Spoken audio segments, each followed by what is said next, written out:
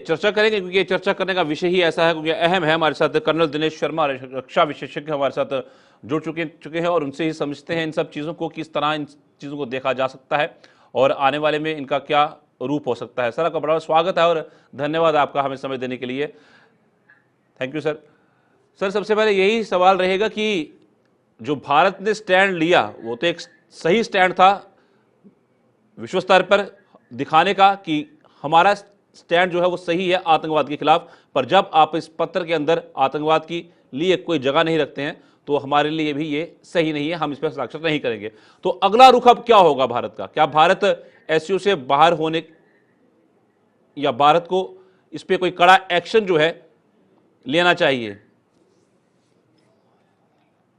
साहिल जी, आपके main question से पहले मैं कुछ बातें रखना चाहता हूं। जी सर। देखिए साहब, ऐसा है, संघाई सहयोग संगठन जो बना हुआ है, अगर आप इसके एम्स और ऑब्जेक्टिव के ऊपर अगर आप एक नजर मारते हैं तो इसमें बेसिकली जो है, जो मोटे तौर के ऊपर निकल कर आता है, वो है एक रीजनल इलाके के अंदर एक स्टेबिलिटी को लाना, आर्थिक सहयोग है, आतंकवाद के ऊपर कड़ा रुख रखना, और सुरक्षा है, और तथा अन्य है। तो ओवरऑल अगर आप पर्सपेक्टिव में देखते हैं तो आतंकवाद जो है बड़ा हाईलाइट होता है।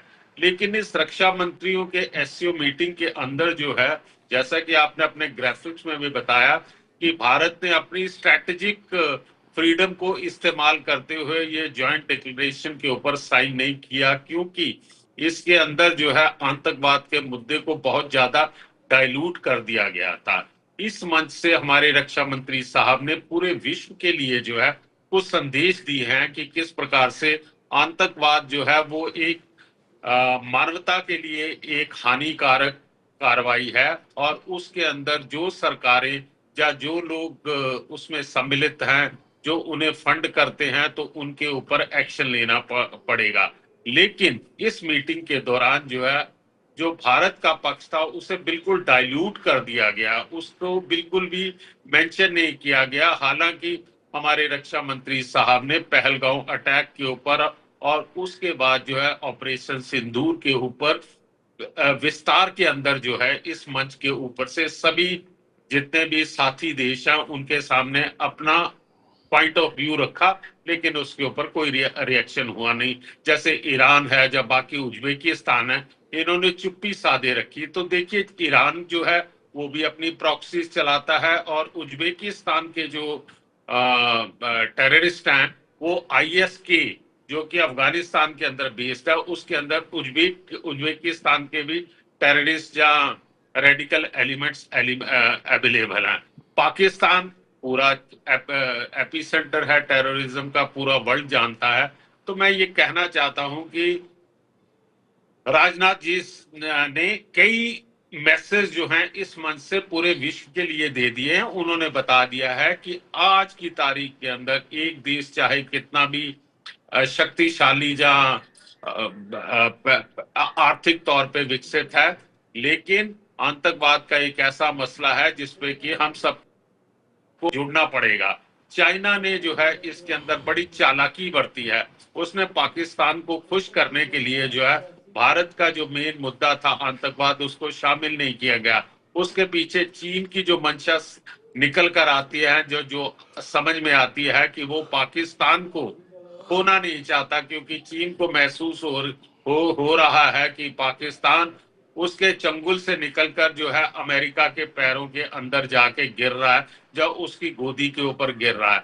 चाइना कभी भी नहीं कहेगा कि इंटरनेशनल किसी फोरम के ऊपर जो है ऑपरेशन सिंदूर के बारे में बात हो। अगर ऑपरेशन सिंदूर के बारे में डिटेल में बातचीत होती है तो चाइना के द्वारा दिए गए हथियार और बाकी युद्ध सामग्री का किस प्रकार से भारत ने उसको डेसिमेट किया था, तो इस प्रकार से चाइना जो है वो एक्सपोज हो जाता है कि उसके हथियार और युद्ध सामग्री जो है कितने घटिया स्तर की है। तो चाइना हर हालत में पाकिस्तान को अपने साथ रखना चाहता है, और वो ऑपरेशन सिंदूर का कहीं भी मेंशन या इसके ऊपर बातचीत करने नहीं देना चाहता। दूसरा, उसको पाकिस्तान को भी खुश रखना है, क्योंकि उसका अरबों डॉलर जो है वो इन्वेस्टमेंट चाइना के अंदर है। तो ओवरऑल जो है चाइना ने पाकिस्तान के पॉइंट ऑफ व्यू को मद्देनजर रखते हुए बलूचिस्तान को तो मेंशन किया, लेकिन पहलगाम और जो भारत का पॉइंट ऑफ व्यू था उसको इसमें मेंशन नहीं किया गया। इसलिए भारत ने अपनी स्ट्रैटेजिक फ्रीडम का इस्तेमाल करते हुए इस जॉइंट डिक्लेरेशन के ऊपर साइन नहीं किया। अब आ जाती है बात आगे की, एससीओ जो है वो भारत क्या एससीओ को छोड़ देगा या आगे क्या एक्शन होगा? देखिए, हर मीटिंग जो है, हर एससीओ की सबसे ब्यूटी ये है कि या इस मंच पर हर लेवल के जो है ऑफिशियल या हर लेवल के जो मंत्री और जहां हेड ऑफ द स्टेट का अलग अलग से समिट होता है। तो भारत ने जो है सोमवार को जब हमारे एनएसए साहब ने चाइना के विदेश मंत्री से बात की थी, तो उस समय भी आतंकवाद और रेडिकलाइजेशन के एस्पेक्ट को उजागर करने की कोशिश की थी अपनी मीटिंग के दौरान। अभी राजनाथ सिंह ने की है, जुलाई के अंदर जो है हमारे विदेश साहब का भी समिट के अंदर पार्टिसिपेशन है, और फाइनली अगस्त के अंदर हमारे प्रधानमंत्री साहब भी इस समिट में लेंगे। तो अगर एक समिट के अंदर को किसी प्रकार की कोई फेवरेबल बातें नहीं सुनी जाती हैं, तो ये भी एक डबल एज वेपन होता है। जो देश जो है आपकी बातें नहीं सुन रहे हैं या एक तटस्थ पोजीशन लेकर बैठते हैं, तो उससे वो अपनी वीकनेस को भी उजागर करते हैं। और इस प्रकार के देशों का जो है बिल्कुल चाहे वाया मीडिया अप्रोच अपनाना या चुप रहना, वो भी उस किसी भी ऑर्गेनाइजेशन का फर्दर डेवलपमेंट के ऊपर असर डालती हैं। तो आने वाले दिनों में देखना पड़ेगा कि ये आतंकवाद का मुद्दा जो है विदेश मंत्रियों की बैठक में या हेड ऑफ द स्टेट की जो बैठक अगस्त में होनी है एससीओ की, उसमें किस प्रकार से उजागर होता है और किस प्रकार से जो बाकी देश हैं वो इसके ऊपर एकजुट होते हैं। जी साहिल। बिल्कुल, ये बहुत अहम हो जाएगा जिस तरीके से एकजुट होना भी ज़रूरी है देशों को, क्योंकि पर जो ये बात आई कि जिस संयुक्त पत्र के ऊपर किसी ने भी इस पे आपत्ति नहीं जताई और रूस तक ने आपत्ति नहीं की, तो ये बहुत बड़ा सवाल है। सर, क्या लगता है कि पाकिस्तान और चीन के दबाव के चलते आतंकवाद जैसा मुद्दा जो था वो नज़रअंदाज कर दिया गया इस पत्र के अंदर? देखिए, 10 देशों में से साहिल जी, मैं एक नागरिक होने के नाते मेरा पॉइंट ऑफ व्यू है कि 10 देश का जो ये ऑर्गेनाइजेशन है उसके अंदर से 3 देश तो डायरेक्टली इन्वॉल्व हैं आतंकवाद के अंदर। अगर वो जब डायरेक्टली इन्वॉल्व हैं, चाहे वो ईरान ले लीजिए, ईरान की 3 प्रॉक्सीज चलती हैं, हिजबुल्लाह है, हमास है, हूती हो, ये पूरे वर्ल्ड को पता है कि ईरान जो है इन प्रॉक्सीज के थ्रू जो है मिडिल ईस्ट के अंदर अपना इन्फ्लुएंस बनाना चाहता है। तो ये भी एक प्रकार का टेररिज्म की श्रेणी में आ जाता है।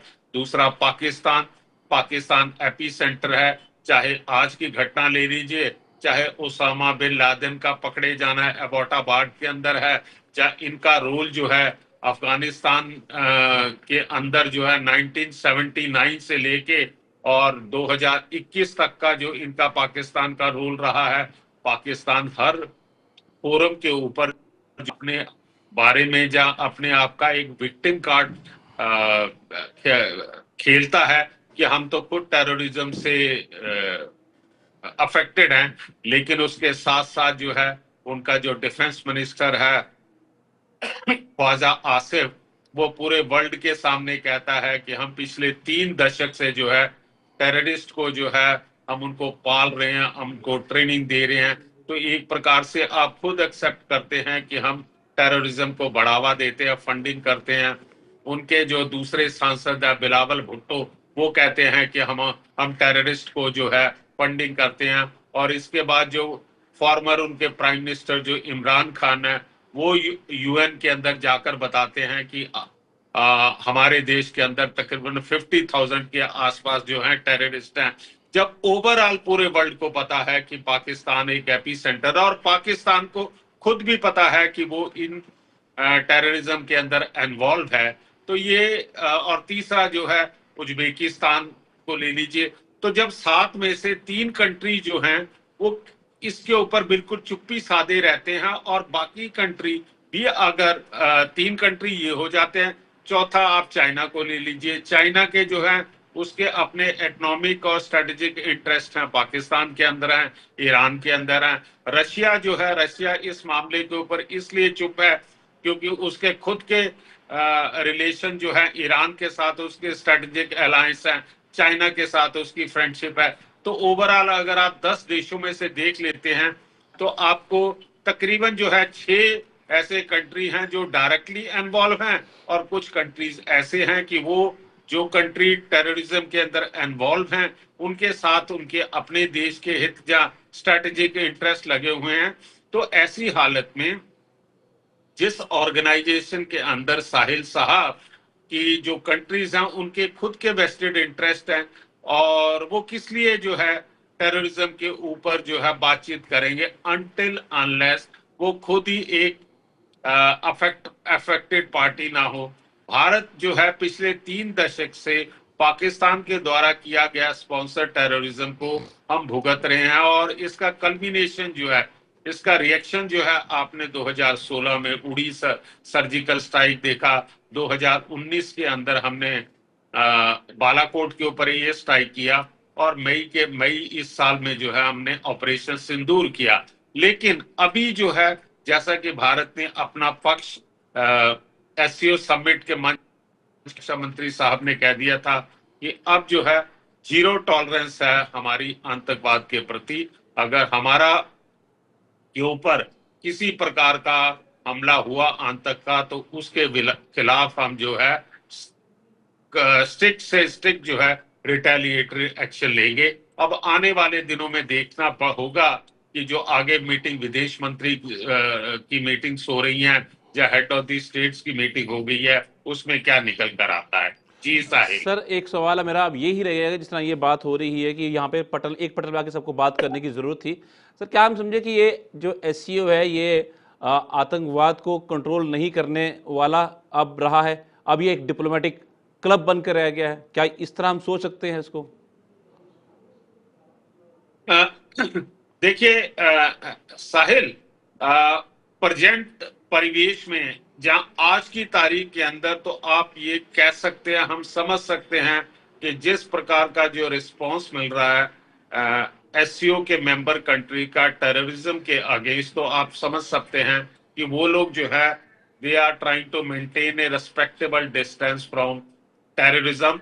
लेकिन जो ये ऑर्गेनाइजेशन होते हैं ये गतिशील होते हैं, कल को किस प्रकार से लोगों के विचार आपस में मिलते हैं या लोगों के किस प्रकार से कंट्रीज का राष्ट्र हित जो है आपस में एक जैसा होता है, या किस प्रकार के डिप्लोमेटिक अलायंसेस बनते हैं out of this SCO members, तो उसके बाद इनके व्यू पॉइंट के अंदर चेंजेस आ सकती हैं। हमें जो है होप नहीं छोड़ देनी चाहिए कि इस वाले रक्षा मंत्रियों के समिट के दौरान जो है कोई पॉजिटिव एस्पेक्ट निकल कर नहीं आया, तो हमें वेट करना चाहिए कि विदेश फॉरेन मिनिस्टर्स के समिट में क्या निकल कर आता है, या हेड ऑफ द स्टेट का जो है उसको निकल कर क्या आता है। लेकिन ये जरूर मानना पड़ेगा कि इस समय चाइना के अपने इंटरेस्ट हैं ईरान और पाकिस्तान के अंदर, क्योंकि ईरान के साथ भी उसने 25 साल का जो है उनके भी उनके स्ट्रेटेजिक अलायंसेस हैं। चाइना जो है ईरान से 90% जो है सॉरी तेल खरीदता है। पाकिस्तान के अंदर उसके अपने इकोनॉमिक इंटरेस्ट हैं, जियो पॉलिटिक्स इंटरेस्ट हैं, स्ट्रेटेजिक इंटरेस्ट हैं। वो पाकिस्तान के थ्रू जो है गवादर पोर्ट से मिडिल ईस्ट के अंदर जो है अपना छोटा रास्ता तलाश कर रहा है, अपने चेन को बढ़ाने के लिए शॉर्टेस्ट रूट से मिडिल ईस्ट से ऑयल और एनर्जी को प्राप्त करने के लिए। तो अभी ये आज की तारीख में नहीं हम कह सकते हैं कि एससीओ जो है बिल्कुल ही इनअफेक्टिव है। ये समय के साथ साथ जो है इसमें डेवलपमेंट होती रहती है। अब आने वाले दिनों में देखते हैं कि जिस समय हेड ऑफ द स्टेट्स का सम्मेलन होता है अगस्त के अंदर, उसमें क्या निकल कर आता है। जी साहिब। सर एक सवाल और रहेगा मेरा, जो भारत की पॉलिसी रही है नेबरहुड फर्स्ट एक्ट ईस्ट, तो इन सब के बाद वो नीति कहां पे स्टैंड करेगी? अ, देखिए हमारी जो है लुक ईस्ट पॉलिसी जो है, अब देखिए आप आज की अ, समय में आप देखें तो ग्लोबल साउथ के लिए एक प्रकार से भारत जो है उनका स्पोक्स पर्सन या एक प्रकार से लीडर बन के उभरा है। अब लुक ईस्ट के अंदर ये एससीओ नहीं है, इसके अलावा भी बहुत सारे कंट्री हैं जिनके साथ हमारे बहुत अच्छे रिलेशन हैं, हमारे स्ट्रेटेजिक रिलेशन है, इकोनॉमिक रिलेशन है। तो उसको हमने ये एससीओ के अंदर तो कितने हो गए हैं साहब आपके 10 देश हो गए, 10 देश। जिसमें एक बेलारूस हो गया, ईरान हो गया, मिडिल ईस्ट का ये हो गया, बेलारूस उस तरफ हो गया, रशिया है, चाइना है, और सेंट्रल एशियन रिपब्लिक के वो जो 4 कंट्रीज हैं जो कजाकिस्तान, कि उज्बेकिस्तान। पहले यूएसएसआर का हिस्सा होते थे, भारत है और पाकिस्तान है। पाकिस्तान को तो खैर हमें अपने किसी प्रकार की पॉलिसी किससे निकाल ही देना चाहिए। बाकियों के साथ आप देख लीजिए हमारे अच्छे संबंध है। अभी हाल ही के अंदर बांग्लादेश के अंदर जो है वो कुछ उन लोगों की वजह से थोड़े संबंधों में खटास आई है, बाकी अदरवाइज तो ईस्ट के अंदर जितने कंट्री हैं उनके साथ हमारे अच्छे संबंध हैं जी। सर मेरा ये सवाल भी रहेगा आपसे कि अब भारत का अंतिम रुख क्या होना चाहिए, क्योंकि अभी मीटिंग जो है वो चल रही है, अभी खत्म नहीं हुई है, तो एक बड़ा अपडेट जल्दी मिल जाएगा, पर अब भारत का रुख क्या होना चाहिए? भारत का स्टैंड बहुत क्लियर है साहिल जी। हमने बता दिया कि आतंकवाद के साथ हमारा कोई समझौता नहीं होगा, जीरो टॉलरेंस होगी। आज से पहले जो है हमारी कुछ और पॉलिसी हुआ करती थी, जब भी हमारे ऊपर किसी प्रकार का टेररिस्ट अटैक होता था हम उनके डोजियर बना के जब हम सीधे जाया करते थे इंटरनेशनल कम्युनिटी के पास कि देखिए पाकिस्तान ने हमारे ऊपर हमला किया। लेकिन अब हमारी पॉलिसीज के अंदर और हमारा रिएक्ट करने के अंदर इस प्रेजेंट गवर्नमेंट के अंदर एंटायरली चेंज हो गया। अगर आप हमारे ऊपर किसी प्रकार का हमला करेंगे तो हम रिटेलिएट करेंगे बहुत खतरनाक तरीके से, जिसके की उदाहरण हम दे चुके हैं। बाकी हमारे जो है हमारी बेसिक जो पॉलिसी है कि we believe in peaceful coexistence, और आतंकवाद के ऊपर हमारा कुछ नहीं होगा। हम अपना जो हमारा एम है कि हम चाहते हैं कि ये जो वर्ल्ड है, जैसे कि हमारे रक्षा मंत्री साहब ने कहा, एक पृथ्वी है, एक परिवार है, तो हमें सबसे मिलजुल के हम रह रहे हैं। हमारी पॉलिसी है, हम किसी गुट के अंदर शामिल नहीं है, हमारी स्ट्रैटेजिक फ्रीडम है, हम वही काम करेंगे जो हमारे राष्ट्र हित में होंगे। हमारी कोई विस्तारवादी नीति नहीं है, हम हर देश की जो है जितना पॉसिबल होगा मदद करेंगे। आप देख लीजिए टर्की के अंदर जिस समय भूकंप आया था तो हमारा देश जो था पहला देश था जिन्होंने हमारे यहाँ से मेडिकल टीम्स भेजी थी और साथ में हमने जो सहायता सामग्री भेजी थी। तो हमारी तरफ से पॉजिटिव एटीट्यूड रहता है। अगर पाकिस्तान जो है, मैं एक नागरिक होने के नाते मेरा ये मानना है कि अगर पाकिस्तान आज बिल्कुल जो है आतंकवाद से खत्म कर देता है, हमारे साथ अच्छे संबंध रखना चाहता, आतंकवाद के रास्ते को बंद करना चाहता, उनके इंफ्रास्ट्रक्चर को खत्म कर देता है, तो मेरा ये मानना है कि भारत को कोई दिक्कत नहीं होगी एक अच्छे पड़ोसी की तरह रहने के लिए। हम तो चाहते हैं, हमारी तो सबसे पहले पॉलिसी है कि फ्रेंडली रिलेशन, जो नेबर फर्स्ट वाली हमारी पॉलिसी है।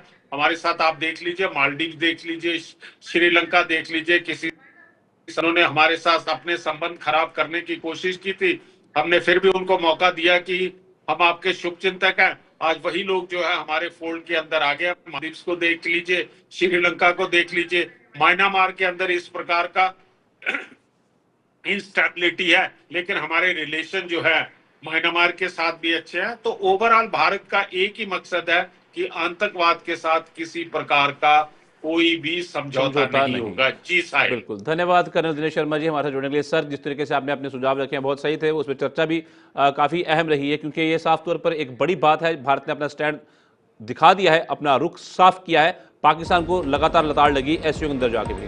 फिलहाल इस ग्लोबल डिबेट में इतना ही, दीजिए इजाजत, नमस्कार।